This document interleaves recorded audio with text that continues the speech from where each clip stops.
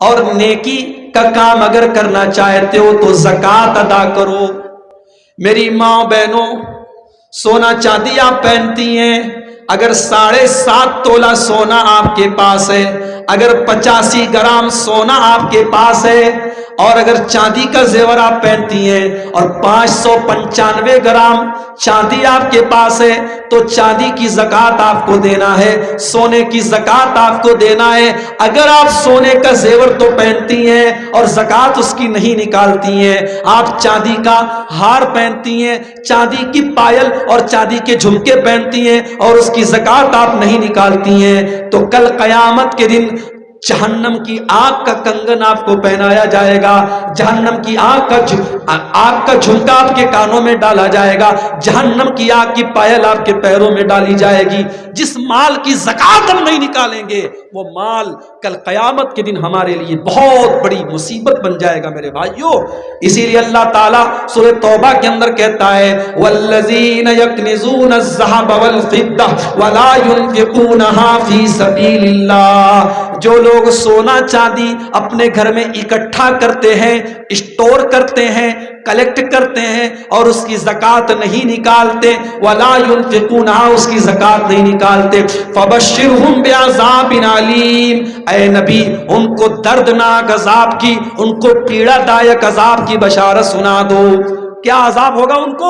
یوم یحما علیہا فی نار جہنم، ان کے سونے چاندی کو جہنم کی آگ میں تپایا جائے گا، گرم کیا جائے گا، اور اس سے ان کے ماتھے کو، ان کی پیٹھ کو اور ان کی کمر کو داغا جائے گا۔ اتنا خطرناک عذاب ہوگا۔ اور ایک بات اور بولوں، اگر ہم اپنی زکوٰۃ صحیح طریقے سے نکالیں، اللہ کی قسم پورے بھارت میں کوئی مسلمان غریب نہیں رہے گا۔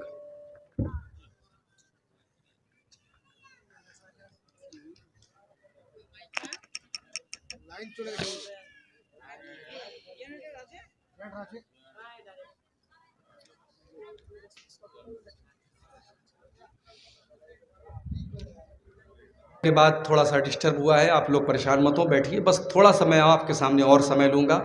اب بات میں ختم کرنے کے موڈ میں ہوں، آخری بات چل رہی ہے۔ اس کے پہلے کہ میں بات آپ کے سامنے آگے بڑھاؤں، بات نکلی ہے زکوٰۃ کی۔ آپ کا یہ علاقہ، مجھے لوگوں نے بتایا یہاں کوئی اچھا مدرسہ نہیں ہے۔ آپ جانتے ہیں ہمارے دیش کے حالات بہت تیزی سے بدل رہے ہیں، اور اب یہ مدرسے ہی ہمارے دین کے قلعے ہیں میرے بھائیوں۔ اگر یہ مدرسے بھی ختم ہو گئے تو آنے والی ہماری نسلوں کو اللہ کون ہے، رسول کون ہے، ایمان کیا ہے، اسلام کیا ہے، یہ بھی ان کو پتہ نہیں ہوگا۔ اس لیے مدرسوں کا ہونا بہت آوشیک ہے، بہت ضروری ہے۔ اور مجھے لوگوں نے بتایا یہاں کوئی نیا مدرسہ قائم کرنے کے لیے یہ لوگ چیسٹا کر رہے ہیں، کوشش کر رہے ہیں۔ میری آپ سب سے انورودھ ہے، اپیل ہے، گزارش ہے، جتنا ہو سکے آپ دان دیجئے۔ اور چونکہ مدرسہ اللہ کے دین کے لیے بنتا ہے، دعوت و تبلیغ کے لیے بنتا ہے، آپ زکوٰۃ کی رقم بھی مدرسے کے لیے دے سکتے ہیں۔ اس میں غریب بچے عام طور سے پڑھتے ہیں، آپ زکوٰۃ کی رقم بھی دے سکتے ہیں۔ وہ ٹاپک الگ ہے، زکوٰۃ کس کو دینا چاہیے، کون کون زکوٰۃ کا حقدار ہے، میں ادھر نہیں جاؤں گا۔ لیکن یہ بات یاد رکھیے، اگر ہم نے اپنے مال کی صحیح طریقے سے اگر زکوٰۃ نکالی ہوتی تو آج بھارت میں کوئی غریب نہ ہوتا، آج مسلمانوں کی یہ حالت نہ ہوتی جو آج حالت ہم دیکھ رہے ہیں۔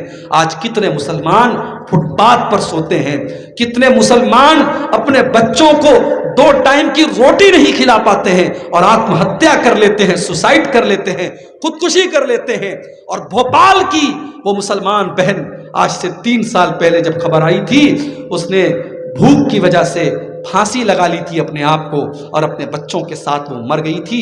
اس بھوپال کی اس مسلمان عورت نے پوری امت کے منہ پر تھپڑ لگایا ہے کہ تم کیسے مسلمان ہو، تم نے زکوٰۃ نکالی ہوتی تو وہ بیچاری بھوک کی وجہ سے جان نہ دیتی۔ میرے بھائیوں، آج بھی اگر بھارت میں لوگ بھوک کی وجہ سے مر رہے ہیں تو یہ بہت افسوس کی بات ہے۔ زکوٰۃ وآت الزکاۃ، اگر تم نیک بننا چاہتے ہو تو اپنے مال کی تم زکوٰۃ نکالو۔ والموفون بعہدہم اذا عاہدوا، اور میرے بندو تم نیکی کا کام اگر کرنا چاہتے ہو تو وعدہ جب کسی سے کرو تو وعدہ کو پورا کرو، وعدہ پورا کرو۔ وعدہ، مسلمان کا وعدہ، مسلمان کی زبان پکی ہونی چاہیے۔ مسلمان اگر کسی سے وعدہ کرے تو وعدے سے مکر جانا یہ مسلمان کی شان نہیں ہے۔ غزوہ بدر کا موقع ہے، مسلمانوں کی تعداد 313 ہے، دشمن کی تعداد 1000 ہے۔ اللہ کے رسول کے ایک ایک صحابی کی بڑی اہمیت ہے، بہت مہتو ہے، ایک ایک آدمی کی جان بہت قیمتی ہے۔ اتنے میں ایک صحابی اللہ کے نبی کے پاس آتے ہیں، حضرت حذیفہ ابن یمان رضی اللہ تعالیٰ عنہ، اور وہ کہتے ہیں اے اللہ کے نبی، مجھے مکہ کے کافروں نے پکڑ لیا تھا اور مجھے اور میرے باپ کو انہوں نے اس شرط پر چھوڑا ہے کہ ہم مسلمانوں کا ساتھ نہیں دیں گے، ہم آپ کا ساتھ نہیں دیں گے۔ جب ہم نے ان سے یہ وعدہ کیا تب انہوں نے ہم کو چھوڑا ہے، لیکن اے اللہ کے نبی یہ بدر کی لڑائی ہے، یہ اسلام کی پہلی لڑائی ہے، ہم نے ان سے وعدہ تو کر لیا ہے مگر ہم آپ کے ساتھ آئے ہیں اور ہم آپ کے ساتھ لڑائی میں جائیں گے۔ اللہ کے نبی نے فرمایا نہیں نہیں، یہ نہیں ہو سکتا، تم نے وعدہ کر لیا ہے، میرے پاس 313 لوگ ہیں، مجھے ایک ایک آدمی کی ضرورت ہے، مگر میں وعدہ نہیں توڑ سکتا، میں وعدہ کی وعدہ خلافی نہیں کر سکتا۔ انصرفا، تم دونوں واپس چلے جاؤ، ہم تمہیں لڑائی کے میدان میں نہیں لے کر کے جائیں گے۔ یہ ہوتا ہے وعدہ۔ آج مسلمان کے وعدے کا کوئی لحاظ نہیں، جھوٹ بولنا، وعدہ خلافی کرنا اور امانت میں خیانت کرنا، یہ 3 نشانی اللہ کے نبی نے بتائی تھی، منافق کی نشانی ہوتی ہے۔ افسوس کی بات ہے آج مسلمان کی نشانی بن چکی ہے۔ آج مسلمان بزنس کرتا ہے، کاروبار کرتا ہے تو یہ تینوں چیزیں اس کے اندر ہوتی ہیں۔ وہ جب بولتا ہے تو جھوٹ بولتا ہے، وعدہ کرتا ہے تو وعدہ خلافی کرتا ہے، اور امانت رکھی جائے تو خیانت کرتا ہے۔ میرے بھائیوں، اللہ نے کہا اگر نیک بننا چاہتے ہو، اگر نیکی کا کام جاننا چاہتے ہو، والموفون بعہدہم اذا عاہدوا، تو جب وعدہ کرو تو وعدے کو پورا کرو۔ یہ ہو گئی 14 چیزیں۔ اب 2 چیزیں اور ہیں جو میں بات کر کے اپنی بات کو سماپت کرنے جا رہا ہوں، اور بات پوری کرنے کے پہلے میں 3 سوال بھی کروں گا جیسا کہ میں نے وعدہ کیا تھا۔ مردوں میں سے یا عورتوں میں سے اگر کوئی بھی جواب دے دے گا انشاءاللہ میں اپنی طرف سے کچھ اس کو انعام بھی دوں گا۔ تو آئیے آگے بڑھتے ہیں۔ والموفون بعہدہم اذا عاہدوا، اپنے وعدے کو پورا کرنے والے یہ بھی نیک لوگ ہیں، یہ بھی نیکی کا کام ہے۔ والصابرین فی الباساء والضراء، اور نیکی کرنے کا 15واں کام یہ ہے، 15ویں چیز یہ ہے کہ تم صبر کرنے والے بن جاؤ، اپنے اندر صبر پیدا کر لو، مصیبت میں، پریشانی میں، بیماری میں۔ بیماری آتی ہے، ہماری زبان سے غلط جملے نکل جاتے ہیں۔ بچہ بیمار ہو گیا، ماں کہتی ہے اللہ کو کوئی اور نہیں ملا تھا، میرا بچہ ملا تھا۔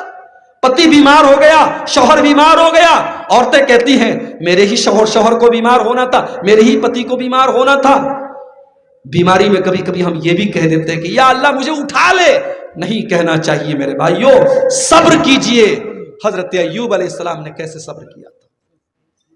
ایوب علیہ السلام اللہ کے ایسے نبی تھے جن کو اللہ نے بڑا خوبصورت بنایا تھا، بہت پیسے والے تھے، بہت سارے ان کے بچے تھے، مگر جب اللہ تعالیٰ نے ان کی پریچھا لی، ان کا امتحان لیا، پورے بدن پہ زخم ہو گیا، پورے بدن میں زخم ہو گیا، بچے ساتھ چھوڑ کر کے چلے گئے۔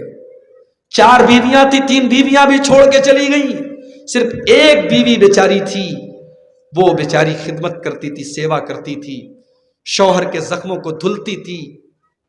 حضرت ایوب علیہ السلام کی دولت بھی ختم ہو گئی، بچے بھی چھوڑ کے چلے گئے، بیویاں بھی چھوڑ کے چلی گئیں۔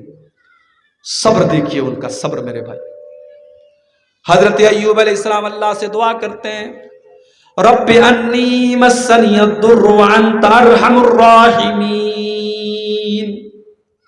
اے اللہ میں بیمار ہوں، میں تکلیف میں ہوں، میں تڑپ رہا ہوں، میں پیڑا میں ہوں، مگر اے اللہ میں تجھ سے کوئی شکایت نہیں کر رہا ہوں۔ اے اللہ تو رحم کرنے والا ہے، تو ارحم الراحمین ہے۔ اے اللہ تو اپنے بندے ایوب کے اوپر بھی اپنا رحم فرما۔ اے اللہ میری بیماری کو دور کر دے، میری تکلیف کو دور کر دے۔ اللہ نے دعا قبول کی اور ایوب علیہ السلام بالکل ٹھیک ہو گئے، ان کے بچے بھی ان کے پاس واپس آ گئے، ان کی ساری دولت بھی ان کو مل گئی۔ میرے بھائیوں، صبر کا پھل کبھی بیکار نہیں جاتا۔